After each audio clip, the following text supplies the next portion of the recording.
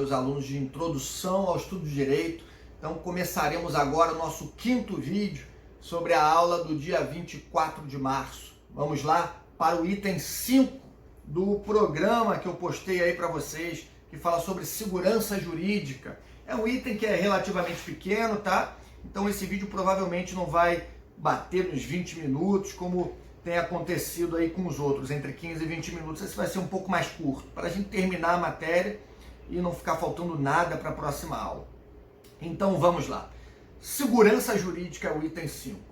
Vivemos num Estado democrático e social de direito, mas como poderíamos compreender o direito sem segurança? A ideia de direito, ela está diretamente ligada à noção de segurança.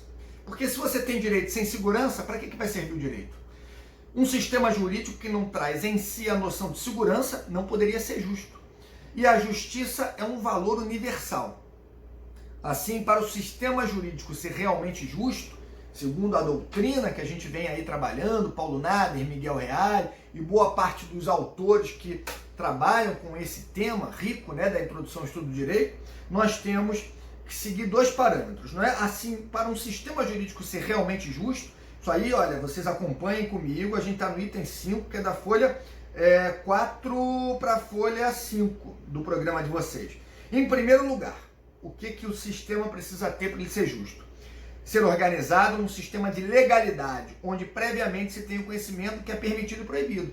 É muito mais seguro você saber previamente o que você pode e o que você não pode fazer, porque aí sim você não vai poder ser pego no contrapé, como se fala aí, né? Ser pego de surpresa por meio de uma lei nova. Olha, veio uma lei que hoje determinou que você não pode cuspir no chão da rua. E aí vai te dar uma multa de R$1.000. Mas peraí, mas essa lei, ela entrou em vigor hoje, no mesmo dia, agora, por exemplo, tem 5 minutos, o cara vai falar, você vai ser multado. Não, não pode, isso não é seguro, eu preciso previamente saber o que eu posso e o que eu não posso fazer. A publicidade, ela tem que ser ampla, né? E a noção de legalidade e publicidade, elas estão entrelaçadas, porque uma lei, uma norma, uma regra, qualquer regra que seja, ela precisa ser pública, não é? Para os jurisdicionados, para a sociedade em geral, ter conhecimento, pelo menos teoricamente, ter conhecimento sobre o que é proibido, o que é permitido, para aí sim ter segurança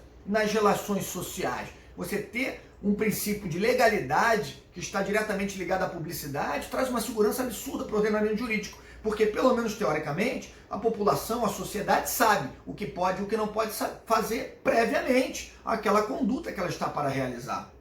Bom, e em segundo lugar, que esse sistema consagre valores considerados imprescindíveis ao atual nível social alcançado pelo homem. A segurança não é apenas um fato, mas é também um valor. Isso que nós já conversamos sobre essa situação em outros momentos, né, presencialmente. Nós falamos no início do semestre que não tem como você dissociar a lei, a norma em geral, não é? A lei é uma das espécies de norma, mas a norma do fato social e também dos valores de uma sociedade. São três conceitos e três facetas estudadas no âmbito jurídico que são indissociáveis. O fato social, o valor daquela sociedade e a norma. Não é? Se não é, pensem comigo, por meio do valor ou dos valores daquela sociedade, de acordo com a análise do fato social, que são criadas as normas, eu não sei exatamente qual seria a criação das normas. A ideia é para se criar uma norma justa, de acordo com aqueles preceitos daquela sociedade, naquele espaço e naquele aspecto temporal também, que as normas elas vão mudando de acordo com os valores da sociedade de cada época, de cada sociedade e em cada tempo.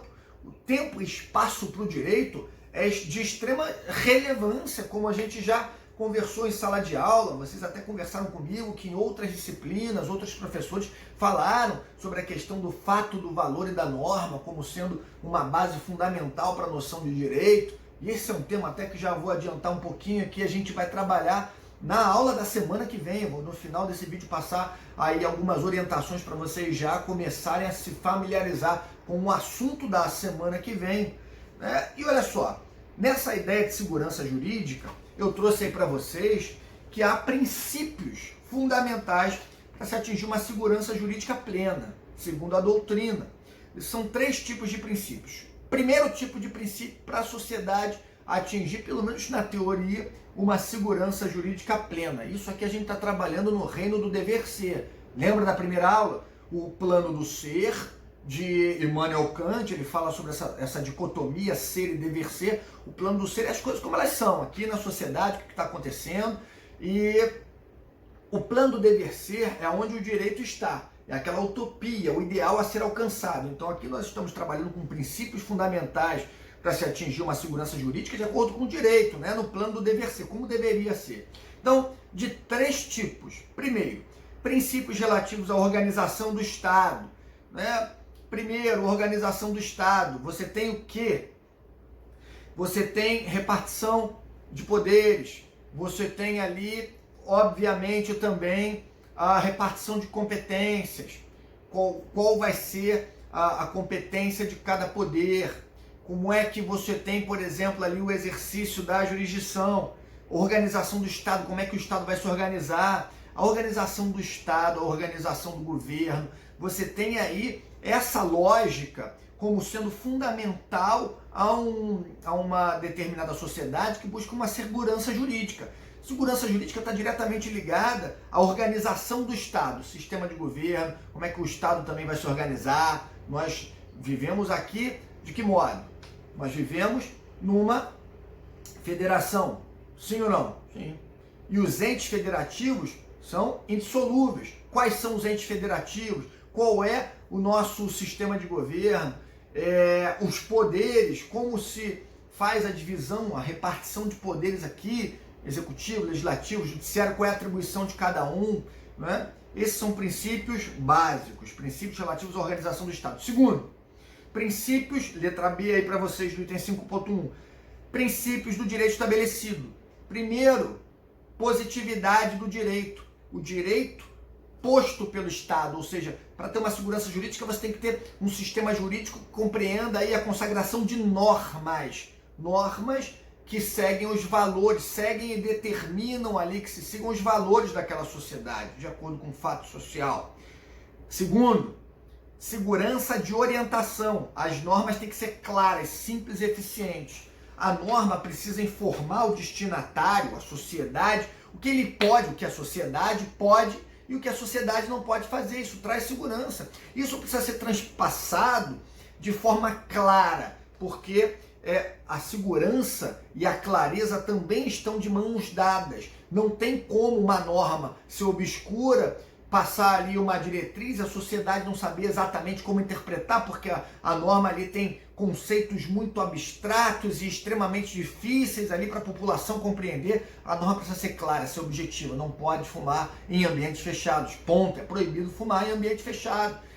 Você tem uma outra norma simples, é proibido você dirigir sem o cinto de segurança. Ela é clara, objetiva, simples. Você tem aí uma segurança muito maior, porque a sociedade sabe o que ela pode e o que ela não pode fazer. Isso tem a ver com a segurança de orientação. Estabilidade relativa do direito.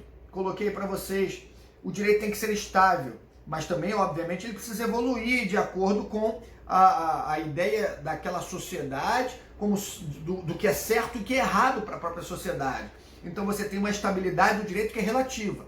Há uma certa estabilidade, obviamente, né? Porque você não pode ter uma série de regras que mudam a cada dia. Mas é claro que essa estabilidade, ela não vai ser absoluta. Daqui a pouco, o que a sociedade entende por errado vai ser correto e vice-versa. Durante muito tempo, por exemplo, se pôde fumar em ambientes fechados, em universidades, em escolas, em cinemas, e havia uma certa estabilidade. Depois de um determinado tempo, os estudos e a ciência avançando, né, isso aí trouxe para a sociedade uma outra consciência. E é claro que você não vai falar que vai ofender a estabilidade do direito, viu uma nova norma que proíba fumar em ambientes fechados. Não, porque a estabilidade é relativa. Tem que ter uma estabilidade, mas ela não é absoluta, intangível. Ela é relativa porque o direito é dinâmico, né? O direito também considera o fato social, os valores daquela sociedade que vão ali impulsionar a criação de normas, e cada vez mais você tem a evolução jurídica, entre aspas, da sociedade, considerando e consagrando os atuais valores de cada sociedade. Tudo bem? Então há uma estabilidade do direito, mas ela é relativa. E letra C, princípios do direito aplicado. O que se considera aí em relação aos princípios do direito aplicado? Primeiro, o juiz é obrigado a julgar. Isso é muito importante, gente. O juiz, ele não pode, sob pretexto de não ter uma lei que venha a trazer a solução para um determinado caso, isso é muito importante, ele não pode falar, olha, eu não posso julgar essa questão que me foi apresentada aqui, esse processo não tem solução, porque não tem uma lei que venha ali a trazer a solução para aquele caso. O juiz, ele é obrigado a julgar. Se não tiver uma lei, isso a gente vai ver um pouquinho mais para frente, sem ser na aula que vem a outra, ele vai ter que buscar outras fontes. E aí a gente vai estudar um pouquinho para frente as fontes do direito. A principal, no nosso ordenamento jurídico, o nosso ordenamento jurídico é pautado na civil law, é pautado no direito romano-germânico. Principalmente o nosso direito é legislado, ele vem da lei, vem da norma, no nosso sistema. Outros sistemas não. Bem, então o juiz é obrigado a julgar. Ele não pode, a pretexto de não ter uma lei, como eu já estava falando aqui com vocês, deixar de julgar um determinado processo. Isso daí não faz o menor sentido no nosso ordenamento, porque há outras fontes. Como eu já falei para vocês, a gente vai ver. Agora, no nosso sistema, a principal fonte, o nosso sistema é o sistema romano-germânico da civil law. O centro do nosso ordenamento jurídico é a lei. Não tem a lei, ele busca em outras fontes, como a gente vai ver. Agora, outros ordenamentos têm outras fontes, como sendo a principal fonte daquele ordenamento, daquele outro ramo dessa divisão, grande divisão. E antes de mais nada, deixa eu explicar para vocês como é que funciona.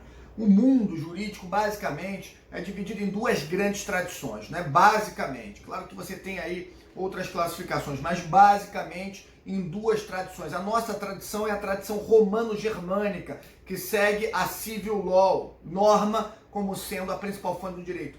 O sistema anglo-saxônico, lá no direito, por exemplo, da Inglaterra, Estados Unidos e todos os outros países que seguem essa tradição anglo-saxônica da common law, aqui é civil law romano-germânica, lá common law e anglo-saxônica a fonte, você tem aí como principal ator do mundo jurídico a jurisprudência e os costumes. Mas aqui, como eu falei já bastante para vocês, o juiz tem que trazer uma solução para o caso. O juiz precisa lá também, só que lá, se não tem outras fontes, você obviamente tem uma outra dinâmica para solucionar, principalmente pautado no costume. Aqui o costume não vai ser a primeira fonte, aqui a primeira fonte é o juiz que é permitido ao juiz buscar e é orientado a ele buscar, inclusive, é a lei. Tudo bem? A lei, depois ele vai para a jurisprudência, depois ele pode ir para o costume e por aí vai, princípios, norteadores do direito, como a gente vai ver na aula sobre fontes do direito. Então, o juiz é obrigado a julgar. Não tem lei, não interessa. Ele é obrigado a buscar outra fonte. O que ele não pode é chegar e falar, olha, eu não tenho como solucionar essa questão, volta daqui a algum tempo quando tiver uma lei sobre esse assunto. Não existe. Isso não existe. E não seria nada seguro ao ordenamento jurídico. Bom, respeito à coisa julgada. O que é a coisa julgada? A grosso modo, a gente também vai ter uma aula mais à frente sobre coisa julgada. Coisa julgada é aquela decisão da qual não cabe mais recurso. Decisão da qual não cabe mais recurso. E basicamente há duas situações que envolvem aí a coisa julgada, ou seja, que fazem coisa julgada. O sujeito pode se deparar com uma sentença na primeira instância, o primeiro julgamento de um processo. Ele pode simplesmente perder o prazo do recurso na primeira instância, decidir que não vai recorrer, a apelação aí 15 dias úteis, ele não quer recorrer. Na primeira instância, uma vez que já foi esgotado o prazo para o recurso e esse interessado optou por não recorrer ou perdeu o prazo, aquela decisão fez coisa julgada. O que isso quer dizer? Ela não vai poder ser revista, porque o prazo que havia para ela ser revista no tribunal foi esgotado, então fez coisa julgada. Não se pode mais discutir o que foi feito ali, coisa julgada, a decisão da qual foi feita a coisa julgada. É essa a regra. Direito é feito de regras e de exceções. A gente vai ver também mais à frente algumas exceções, mas eu quero que vocês guardem a regra. Em regra, não dá para ser revista uma questão na qual se operou a coisa julgada numa determinada decisão. Não tem como. Em regra, salvo as exceções. Muito bem. E qual é a outra situação que envolve a coisa julgada? O que mais faz coisa julgada? Se o indivíduo esgotou todos os recursos, vamos imaginar que ele levou a situação lá para Brasília e lá no STF ele já esgotou o último recurso previsto lá no regimento interno do STF. Não cabe mais recurso. Chega uma hora, por mais que o nosso ordenamento seja pródigo em relação a recursos, não tem mais nenhum recurso nesse meu segundo exemplo. Chegou na última instância e não cabe mais recurso, obviamente se operou também naquela decisão, na última decisão, a coisa julgada. Não se pode mais discutir, é uma questão que envolve segurança jurídica. Canso de ver no meu escritório um ou outro cliente falando, olha, doutor, mas agora que a gente já levou para Brasília e não cabe mais recurso, vamos entrar com outro processo para a gente poder discutir isso. Não tem como, não tem nenhum fato novo, a situação é a mesma, não tem nada, não tem prova nenhuma diferenciada para falar que, sei lá, vamos imaginar uma questão extrema.